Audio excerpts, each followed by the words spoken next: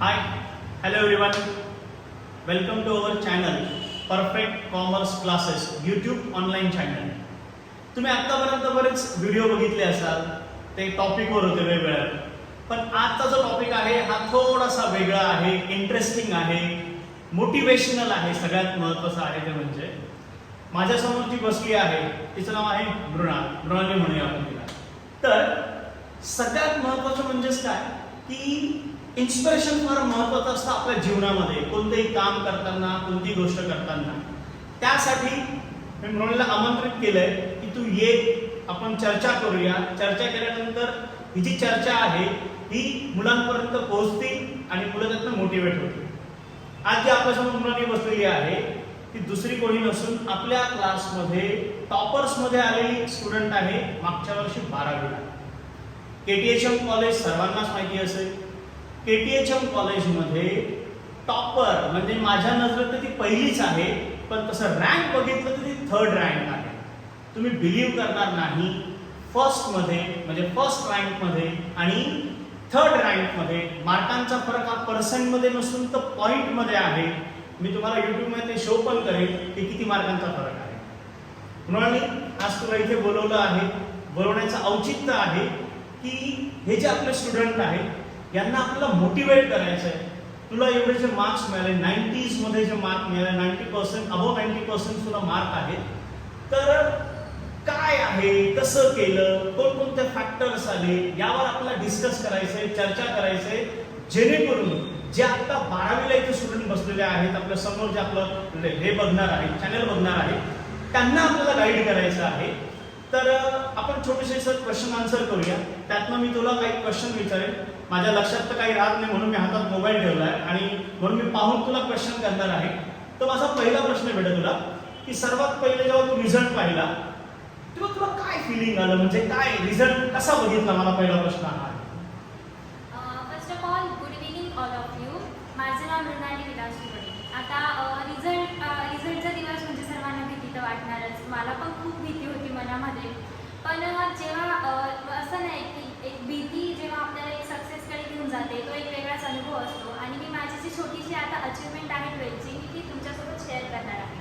तर आता सगळ्यात पहिले मी रिझल्टचा दिवस होता, भीती खूप वाटत होती आणि खूप मनात असं प्रश्न होते की मी जे आता केलेलं आहे, मी जो माझा 100% दिलेला आहे त्याचं मला फळ भेटतं का नाही. आणि फायनली 1 वाजले, मी रिझल्ट हा थरथर करत होते आणि मी रिझल्टची वेबसाईट ओपन केली.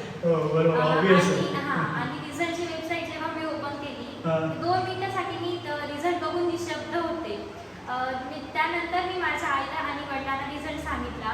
ते त्यांच्या चेहऱ्यावरची एक स्माईल होती ती पण म्हणजे जेव्हा रिझल्ट तू बघितला, रिझल्ट बघितल्यानंतर तुझ्या मनात हे सगळे एक्सप्रेशन आले. आणि शेजारी कोण होतं? तुझ्या आई होती? आई वडील आणि भाऊ पण तिघं पण म्हणजे सगळे वेळ तुम्ही रिझल्ट बघितला?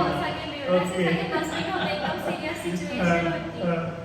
आणि तसं आणि मग त्याच्यानंतर मग मी क्लासमध्ये रिझल्ट सांगण्यासाठी कॉल केला. तेव्हा मला सरांकडून कळालं की माझा क्लासमध्ये फर्स्ट नंबर आला आहे. आणि काही वेळातच KTHM कॉलेजमधून मला सरांचा कॉल येतो, सर अभिनंदन करता.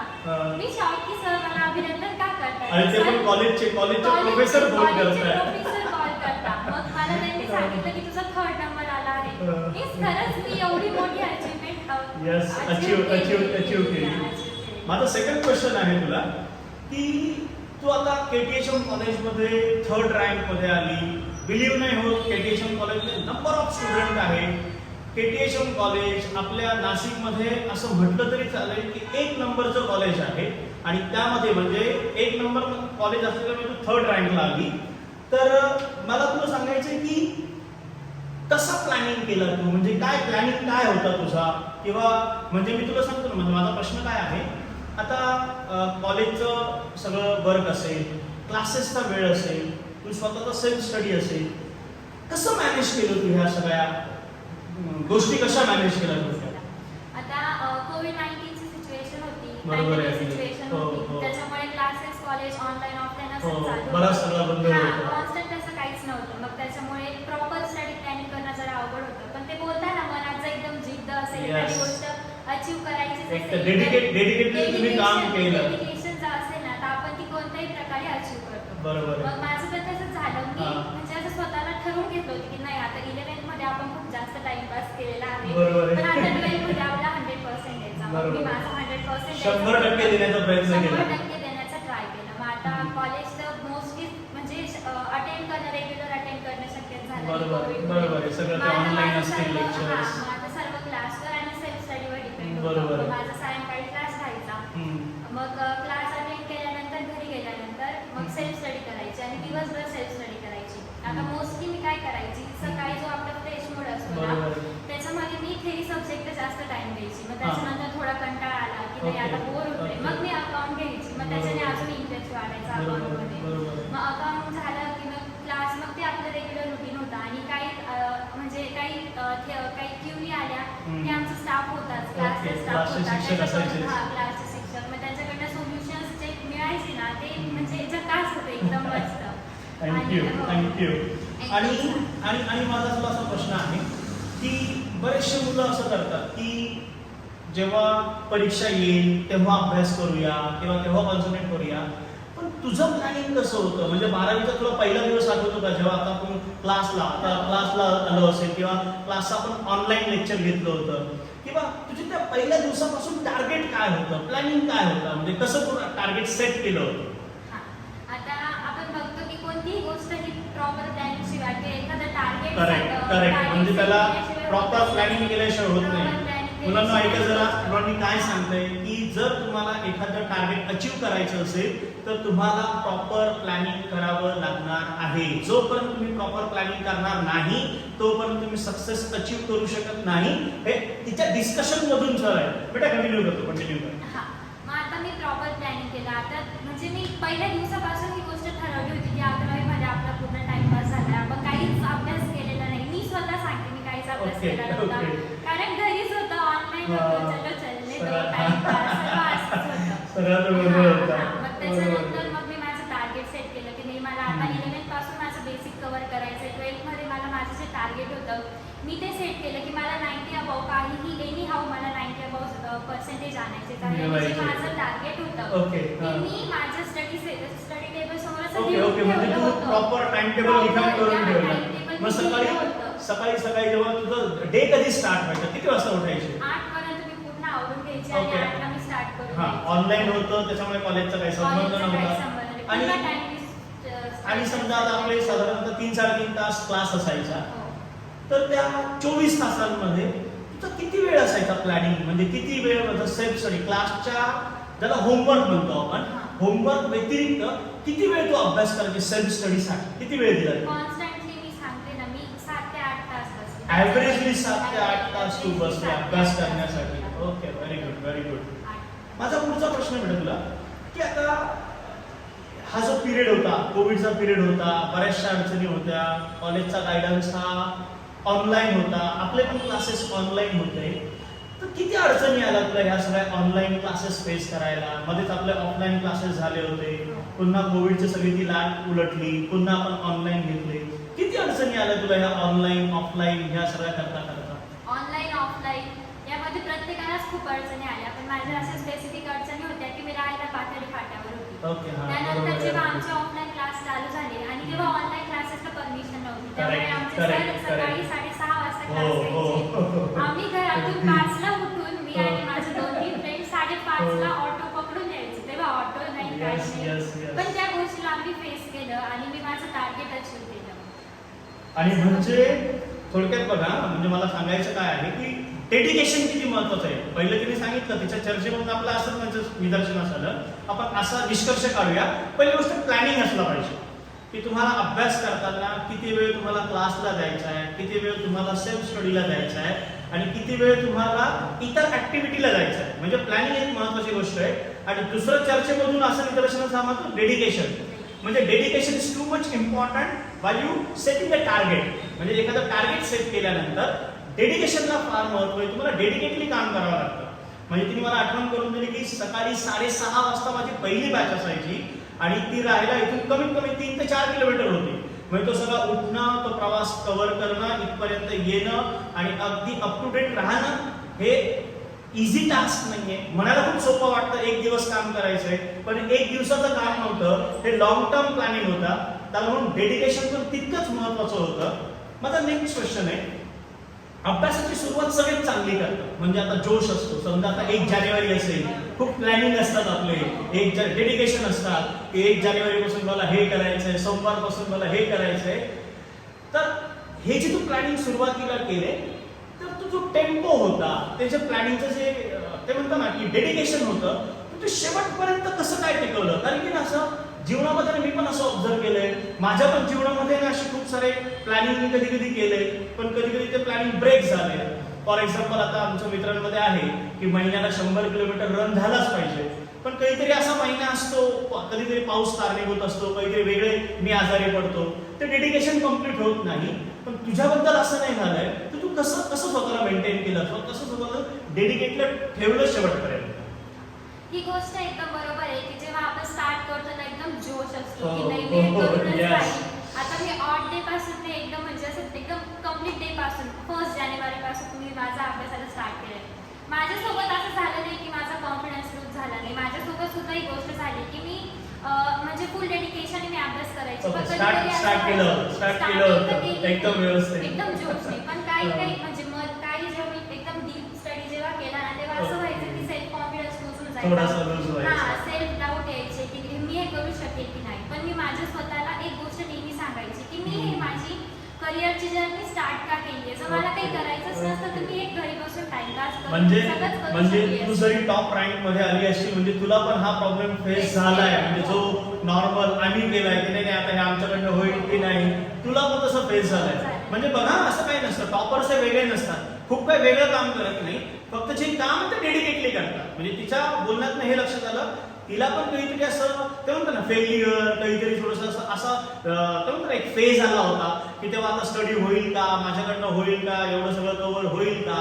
तर ते सुद्धा तिने ते कव्हर केलं इन द सेन्स तो फेज जो होता फेल्युअरचा फेज तो पास केला आणि पुन्हा पॉझिटिव्ह अप्रोचने बघितलं.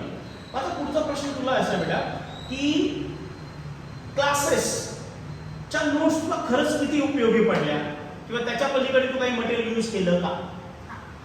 क्लासेसच्या नोट्स ना माझ्यासाठी एक असं म्हणतात ना की एक खजिना मला जो भेटला होता तो Okay. होता. क्लासेसच्या नोट्सच्या पलीकडे माझी टेक्स्टबुक, क्लासेसच्या नोट आणि माझ्या सेल्फ स्टडीच्या नोट्स, याच्याशिवाय Okay. मी दुसरं कोणतंच मटेरियल म्हणजे तू क्लासेसच्या नोट्स मधूनच तुझ्या सेल्फ नोट्स काढूनच तू कव्हर केलं.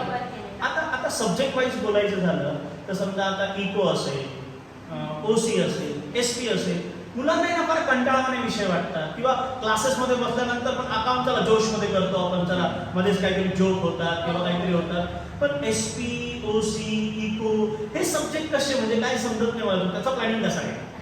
आता सगळ्यात पहिले स्टार्टिंग मी माझा मेन फोकस अकाउंट्सवर केला होता, कारण पहिल्यापासूनच पूर्ण जे कॉमर्सचे स्टुडंट असतात त्यांच्या मनात भीती असते की हो. अकाउंट काय, Account अकाउंट अवघड आहे. टॅली झालं का पूर्ण गेलं. पण मी हो. अकाउंटवर मेन फोकस केला. त्याच्यामध्ये सर्वात जास्त ऍसेट्स, लायबिलिटी आणि बॅलन्स शीट. ओके. ती टॅली नाही झाली की पूर्ण प्रॉब्लेम. हो. मग काहीतरी अगदी बरोबर आहे. गडबड केली का पुन्हा करा, मग ते कसं होऊन जायचं. मग त्याच्यावर मेन फोकस केला. तुमची मग हेल्प घेतली. आता मी थोडंसं थांबवतो तुला हां. की अकाउंट म्हटल्यानंतर तू मुलांना काय सांगणार की कोणत्या गोष्टीवर तुम्ही कॉन्सन्ट्रेट केलं की तुम्ही अकाउंटमध्ये तुझ्यासारखे 90s मध्ये मार्क मिळवू शकता?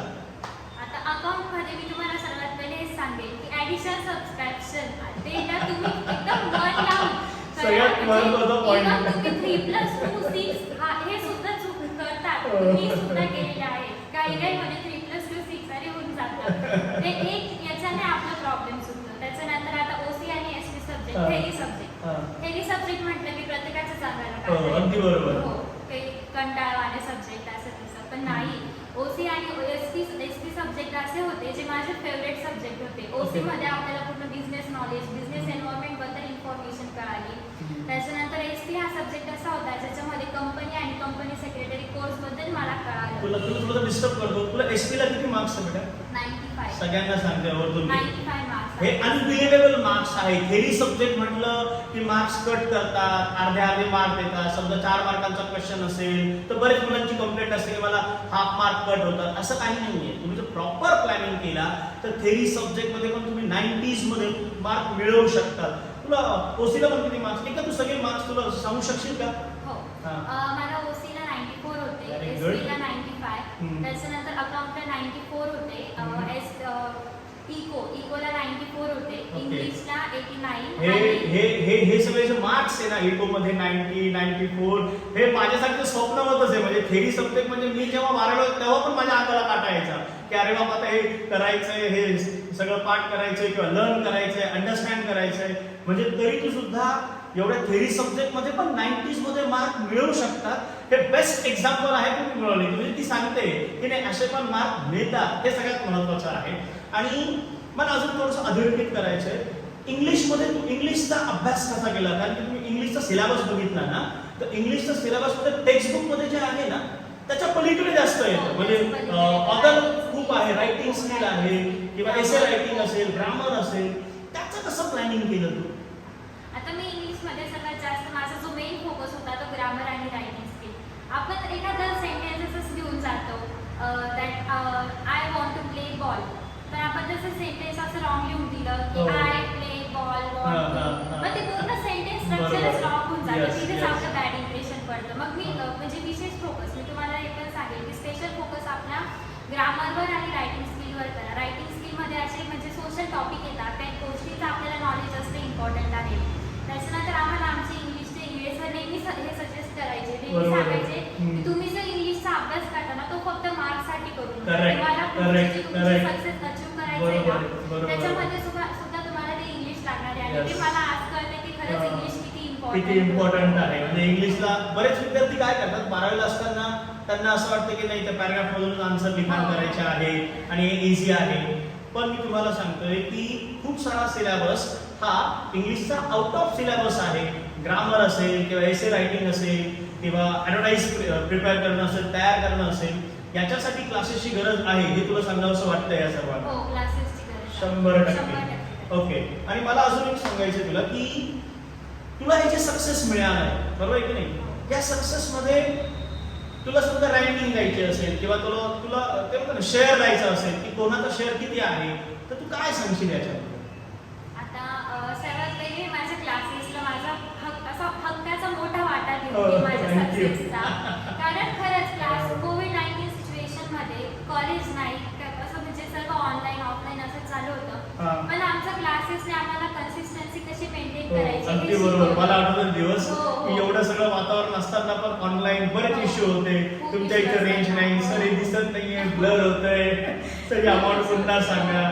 ओके ओके, क्लासेसला तू हे करणार. आणि ज्या आपल्या पेपर झाले क्लासेसमध्ये किंवा टेस्ट सिरीज झाल्या, मला आठवतं अकाउंटचे आपण कमीत कमी फुल लेंथचे 4 ते 6 पेपर घेतले होते. तुला असं वाटतंय का ते खरंच इम्पॉर्टंट होते तुझ्या याच्यामध्ये टेस्ट सिरीज जो आहे? हो, वीकली टेस्ट ना सर्वात जास्त इम्पॉर्टंट पार्ट आमच्या पूर्ण जर्नीमध्ये होता. माझ्या Okay, पूर्ण हा. जर्नीमध्ये जे आपण Weekly test ला important देणार. वीकली टेस्ट आमच्या वीकली टेस्ट व्हायच्यात ना, म्हणजे 20 मार्क्सच्या 30 मार्क्सच्या अशा व्हायच्या. पण ते वीकली टेस्ट आम्हाला तेव्हा वाटायचं की अरे काय 20-30 मार्क्स घेता, पण त्याचे इम्पॉर्टन्स आम्हाला लास्टला कळाले. जे वीकली टेस्ट होता ना त्याच्यामुळे आपल्याला Confidence स्वतःला येतो, चूक कळतं समजते. की आपण कशामध्ये चूक कमी आहे, समजते. कशामध्ये मेन फोकस Correct. करायचा. अजून कुठला- कॉन्फिडन्स येतो, कॉम्पिटिशन मध्ये टिकून राहण्याचा देखील कॉन्फिडन्स करेक्ट येतो. करेक्ट. या सर्व गोष्टी वीकली टेस्ट म्हणजे असं होत नाही की तुम्ही पहिल्याच याला गेले तुम्ही डायरेक्ट 100 पैकी 100 मार्क मिळवले. डेडिकेशन इम्पॉर्टंट आहे. जसं मी प्लॅनिंग, डेडिकेशन, कन्सिस्टन्सी हा पण शब्द येतो की समजा आता वीकली टेस्ट मध्ये काही रॉंग झालं तर त्याच्यावर तुला फोकस करायचंय.